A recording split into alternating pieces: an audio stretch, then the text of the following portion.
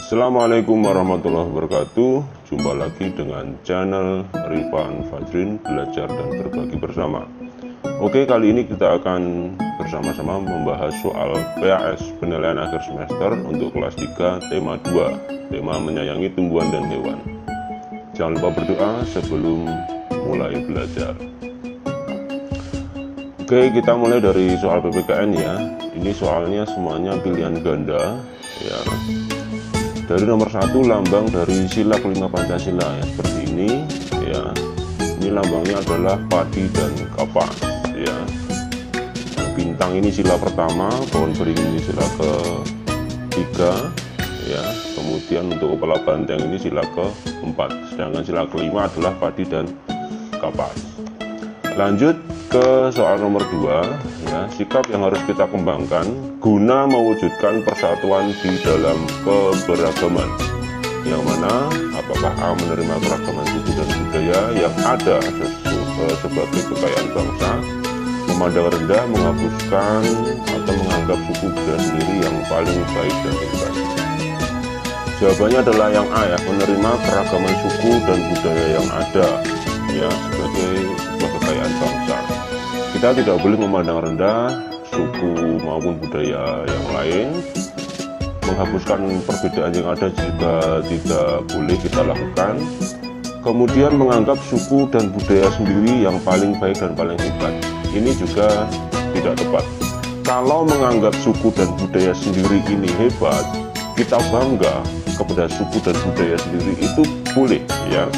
Kita bangga boleh ya, merasa hebat juga boleh ya, dibenarkan. Yang enggak boleh adalah menganggap paling baik dan paling hebat, itu yang kurang tepat ya, apalagi disertai dengan memandang rendah kepada suku dan budaya yang lain. Jadi untuk nomor 2 yang paling tepat adalah tentu saja jawaban yang A ya. Oke, lanjut ke soal berikutnya, soal nomor 3 ya. Menaati peraturan-peraturan yang berlaku di sekolah ya, merupakan tugas dari siapa? Apakah siswa, guru, kepala sekolah maupun atau semua warga sekolah? Jawabannya adalah semua warga sekolah ya. Semuanya harus menaati peraturan yang ada di sekolah, entah itu siswa, entah itu guru, kepala sekolah, karyawan sekolah yang seperti petugas kebersihan, petugas keamanan, tata usaha dan sebagainya. Semuanya, semua warga sekolah harus menaati peraturan yang ada atau peraturan yang berlaku di lingkungan sekolah kita. Nomor 4, berikut ini merupakan sikap menghargai keragaman ya, menghargai keragaman yang tumbuh di masyarakat, kecuali ini ada kata kecuali ya. Jadi kita pilih yang salah. Kita pilih sikap yang tidak menghargai keragaman. Apakah A, mendukung setiap kegiatan di masyarakat? Ini benar ya. Mencela tradisi yang tumbuh di masyarakat, ini yang salah ya. Kita tidak boleh mencela atau menjelek-jelekkan tradisi yang tumbuh di masyarakat. Tidak membedakan setiap suku bangsa, ini juga benar. Tidak membanggakan suku sendiri secara berlebihan. Ya, ini yang saya jelaskan tadi ya. Membanggakan suku sendiri itu boleh, tetapi yang tidak boleh adalah yang secara berlebihan. Ya, yang menganggap suku sendiri ini paling baik, apalagi disertai dengan memandang rendah, bahkan menjelek-jelekkan suku lain. Nah, ini yang tidak boleh. Oke, sekarang nomor 5, ketika melakukan tugas tanggung jawab, kita harus melaksanakannya dengan mengeluh, tergesa-gesa, menangis atau dengan senang hati. Tentu saja yang ikhlas dan senang hati, bahkan dengan gembira ya, dengan ikhlas, dengan bertanggung jawab, kemudian dengan penuh kegembiraan ya. Kita mungkin melakukan tugas dan tanggung jawab, tapi kalau disertai dengan mengeluh ya, dengan tidak ikhlas, ini menjadi tidak baik ya. Oke, sekarang ke soal isian dan uraian. Di lingkungan rumah atau keluarga yang memiliki tugas untuk merawat putra putri adalah ya, ini orang tua, ayah maupun ibu ya, merawat putra putri.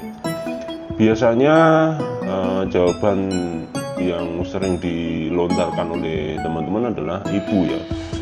ibu yang bertugas merawat putra-putri ya, lebih tepat itu orang tua, baik ayah maupun ibu ya. Karena di zaman sekarang ini tidak hanya ayah ya yang bekerja mencari uang, mencari nafkah, ibu juga kadang-kadang banyak juga ya sekarang ya ibu yang bekerja juga mencari nafkah untuk keluarganya. Jadi yang tepat adalah orang tua. Ayah dan ibu bersama-sama ya merawat putra-putrinya. Oke. Nomor 2, Pak Bambang memiliki tugas memeriksa gigi pasien-pasiennya. Nah, Pak Bambang merupakan adalah seorang dokter gigi ya, karena memeriksa pasien ya, memeriksa gigi pasiennya. Nah, ini berarti dokter gigi. Lanjut ke soal nomor 3 ya. Sebutkanlah tugas dan peran ya, tugas atau peran masing-masing keluarga inti. Nah, jadi saya jelaskan dulu. Keluarga inti itu ada ayah, ibu, dan anak ya. Ayah, ibu, dan anak. Kalau keluarga besar itu selain ayah, ibu, dan anak, kadang-kadang ada juga kakek, nenek ya, paman, bibi ya, itu ada. Tapi di sini yang dimaksud dengan keluarga inti adalah ayah, ibu, dan anak, orang tua dan anak. Nah, apa saja perannya? Di sini sudah saya cetakkan ya, sudah saya jawab dan di print sekalian ya. Ayah ini memiliki peran sebagai kepala keluarga, kemudian untuk mencari nafkah keluarga, untuk melindungi istri dan anak-anaknya ya. Kemudian sebagai pelaku pengambil keputusan ya, ketika terjadi sebuah masalah atau konflik di tengah-tengah keluarga, mengayomi setiap anggota keluarga. Nah, ini kurang lebih seperti itu ya tugas seorang ayah di dalam sebuah keluarga. Ayah sebagai kepala keluarga. Nah, biasanya seperti itu. Kalau ayah sudah meninggal, ya kepala keluarganya adalah ibu ya, biasanya begitu. Kalau maaf, ayah dan ibu sudah meninggal, ya siapa yang menjadi kepala keluarga? Nah, ini mungkin kakak yang sudah menikah ya. Dalam sebuah kakak itu kan ada yang namanya kepala keluarga dan anggota keluarga. Oke, sekarang tugas atau peran ibu ya. Peran ibu adalah tugasnya sebagai berikut. Sebagai ibu rumah tangga, 1, kemudian memberikan kasih sayang yang lebih tinggi ya kepada suami dan anak-anaknya, kemudian menyediakan makanan buat semua anggota keluarganya, sebagai pengatur keuangan dalam keluarga, sebagai penengah di antara permasalahan keluarga. Nah, ini contoh tugas ya atau peran seorang ibu dalam sebuah keluarga atau dalam sebuah rumah tangga ya. Ini peran ibu ya. Ini kalau misalnya kalian ada yang bertanya, boleh nggak ibu juga mencari nafkah? Ya boleh juga, tetapi peran tersebut lebih kepada peran seorang ayah. Jadi yang lebih bertanggung jawab untuk mencari nafkah, untuk mencari uang ya untuk keluarganya, untuk memenuhi kebutuhan keluarga, itu lebih kepada seorang bapak atau sebagai seorang ayah daripada ibu. Nah, begitu ya. Oke, sekarang apa fungsi atau peran tugas seorang anak? Nah, ini ya, anak memiliki peranan dan tugas sebagai berikut. Nah, sebagai penerus ayah dan ibunya, penerus cita-cita juga ya. Kemudian bakti kepada orang tua, kemudian membantu pekerjaan di rumah untuk meringankan beban ayah dan ibu, kemudian belajar dengan sungguh-sungguh, dengan rajin, dengan tekun ya, demi mencapai cita-cita di masa depannya. Dan jangan lupa juga berdoa ya, selalu mendoakan kedua orang tuanya, baik yang masih hidup maupun yang sudah meninggal dunia. Nah, ini adalah beberapa contoh peran atau tugas keluarga inti yang terdiri dari ayah, ibu, dan anak. Ini ya, kalian tentu saja boleh menjawab atau mengajukan jawaban yang lain yang berbeda atau tidak sama persis dengan yang saya tuliskan di sini. Boleh ya. Oke, sekarang untuk muatan pelajaran bahasa Indonesia ya.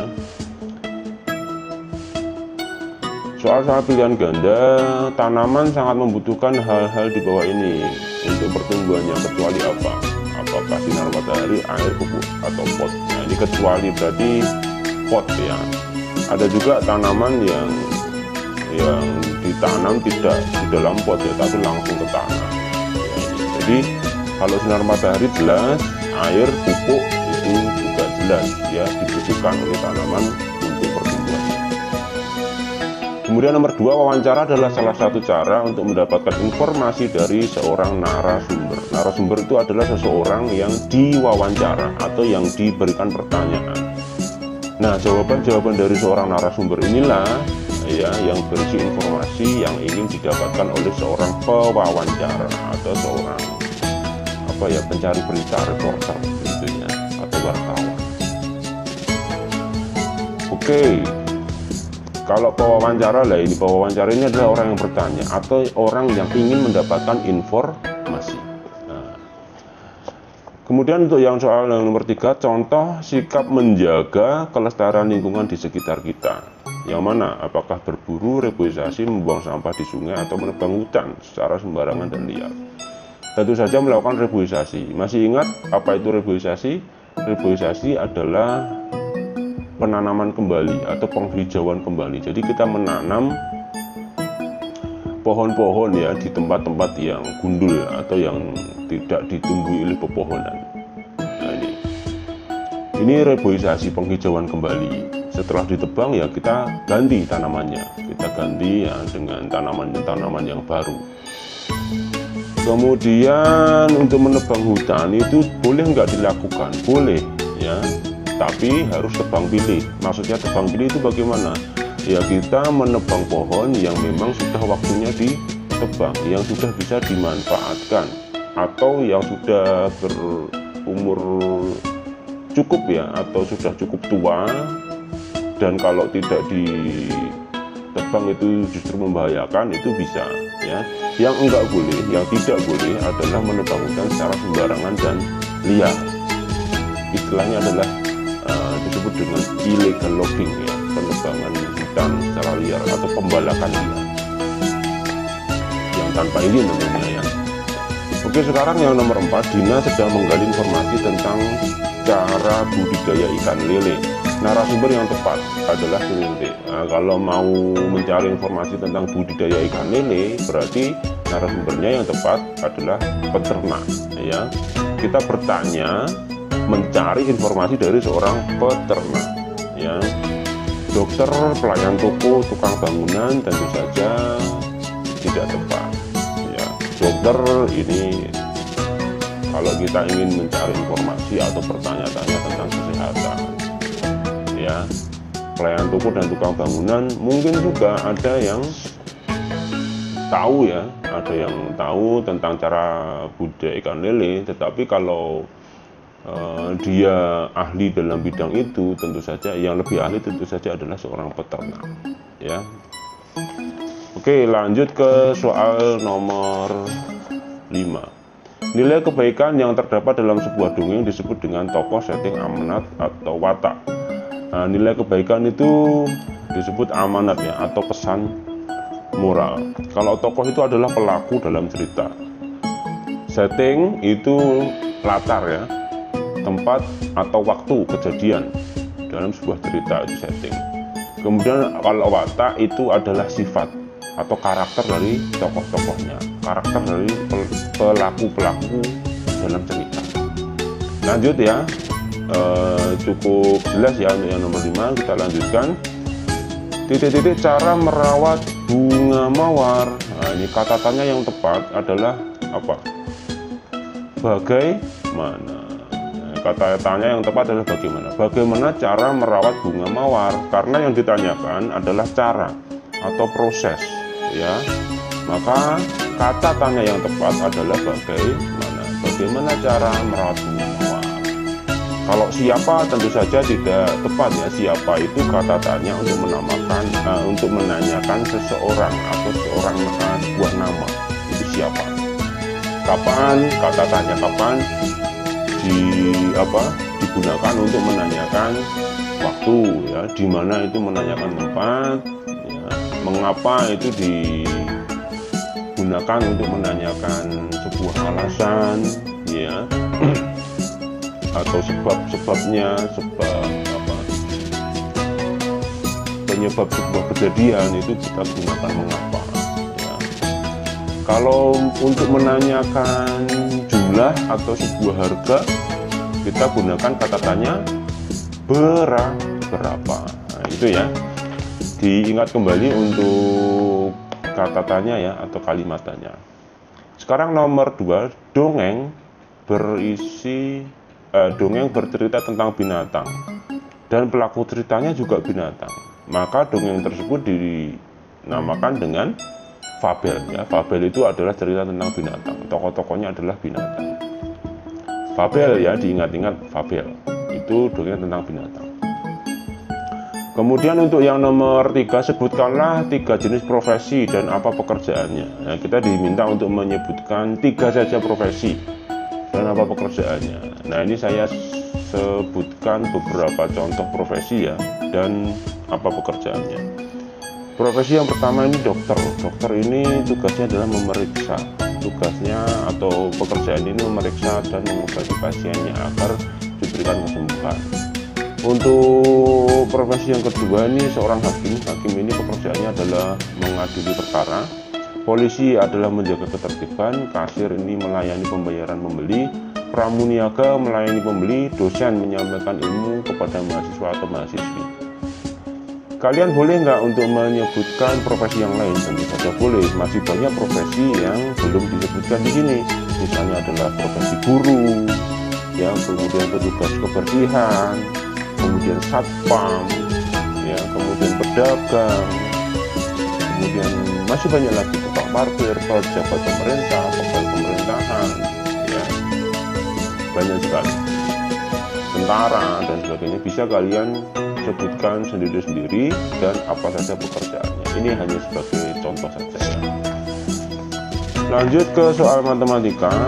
Untuk yang nomor 1, berdasarkan sifat komutatif atau sifat pertukaran, penjumlahan 157 ditambah 251 sama dengan, ini kita pertukaran berarti tinggal kita tukarkan aja, ya. 157 ditambah 261 sama dengan 261 ditambah 157.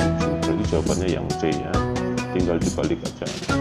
Kemudian untuk yang nomor 2, 38 ditambah 62 sama dengan 62 ditambah 38. Hasil penjumlahan dari sifat pertukaran di atas adalah, nah, ini kita jumlahkan, ya, 38 tambah 62 tambah 62, ya, 8 tambah 2 itu sama dengan 10, kita tulis nolnya, kita simpan 1 tambah 3 itu 4 tambah 6 sama dengan 10, ya. Jadi jawabannya 100, ya. 100 berarti yang B ini sudah dijawab, ya, sudah dicoret, jadi pilih jawabannya. Kemudian untuk yang nomor 3, Kukuh mempunyai 6 akuarium kecil, ya. Setiap akuarium berisi 3 ekor ikan. Jumlah semua ikan adalah, nah, ini ada 6, ya. Akuariumnya ada 6, setiap akuarium isinya 3, berarti jumlah semua ikannya adalah 6 kali 3 sama dengan 18. Ya, jawabannya adalah yang D. Lanjut ke soal nomor 4. Maaf, sudah langsung ke Romawi 2, ya. Nomor 4-nya nggak ada. Tukarkan posisi yang tepat, posisi tempat yang benar dengan benar, ya. 45 tambah 37 itu, ya, tinggal dibalik, ya, 37 tambah 45. Kemudian gambarkan dengan garis bilangan 6 tambah 9 sama dengan 15. Nah, ini 15 ini totalnya, ya. 6-nya ada di sini, ini garis bilangan, ini masih ingat, ya. Garis bilangan itu adalah sebuah garis, ya, yang jaraknya itu sama, ya. Ini kalau dari 0 sampai 20, ini 0, 1, 2, 3, 4, 5, 6, 7 sampai 20, ini berarti garis bilangan loncat 1, ya. Ya, dan dari kiri ke kanan itu semakin besar angkanya, ya. Oke. Nah, 6 tambah 9 ini berarti kita loncat dulu 6, 1, 2, 3, 4, 5, 6 sampai di sini, ya. Kemudian ditambah 9 berarti kita loncat lagi 9 ke kanan.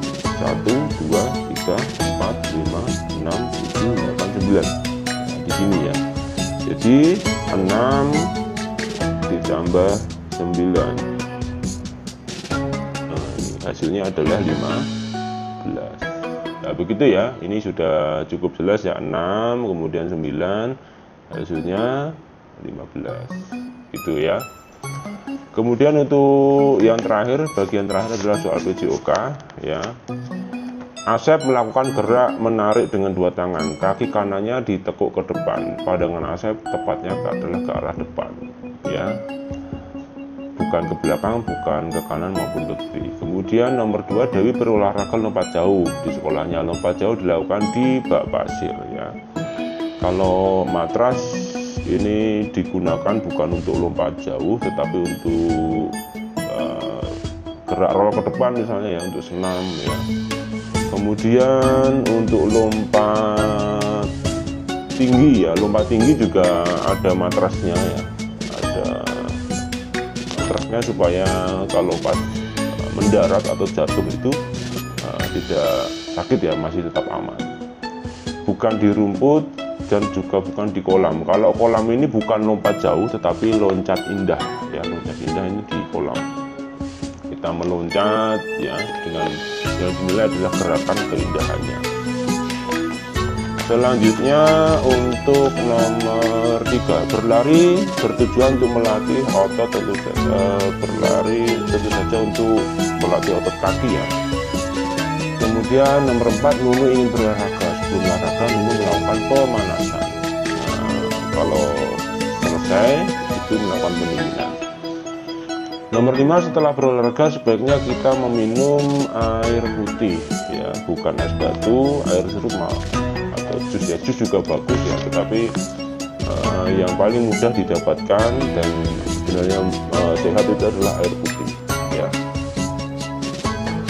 Nomor 1, untuk urean, olahraga yang dilakukan secara beregu dapat melatih kekompakan ya. Ini ya, kata kuncinya adalah beregu, lebih dari 1 orang ya. Itu yang terpenting adalah kekompakan. Nomor 2, permainan tradisional yang menggunakan bambu, contohnya adalah egrang ya. Ini egrang. Egrang itu juga ada macam-macam ya. Kalau dengan bambu yaitu egrang bambu. Ada juga egrang yang menggunakan batok ya, namanya egrang batok. Batok ini apa? Tempurung kelapa. Kemudian nomor 3, sebutkanlah 2 macam permainan tradisional yang kamu tahu. Nah, ini saya sebutkan ada 5 ya. Ini kalian tentu saja boleh menyebutkan permainan tradisional yang lain yang berbeda dengan jawaban yang ada di sini. Di sini saya sebutkan ada petak umpet, kemudian ada bola bekel, ada permainan gundu atau kelereng, lompat tali, egrang. Masih banyak yang belum disebutkan, misalnya adalah gobak sodor ya, kemudian permainan engklek, kemudian engklek ini ya, taplak gunung atau sudamanda ya. Kemudian kalau gobak sodor itu galasin, disebut juga galasin ya. Kemudian yang lainnya misalnya adalah dakon ya, atau main apa ya, congklak begitu ya. Masih banyak yang bisa kalian sebutkan jenis-jenis permainan tradisional yang kamu tahu ya. Ini sebagai contoh saja. Mungkin itu dulu ya pembahasan soal PAS atau latihan penilaian akhir semester untuk siswa kelas 3, tema 2, tema menyayangi tumbuhan dan hewan. Semoga bermanfaat. Jangan lupa berdoa setelah selesai belajar. Semoga kalian mendapatkan nilai yang memuaskan, yang menggembirakan ya pada ujian kali ini. Assalamualaikum warahmatullahi wabarakatuh.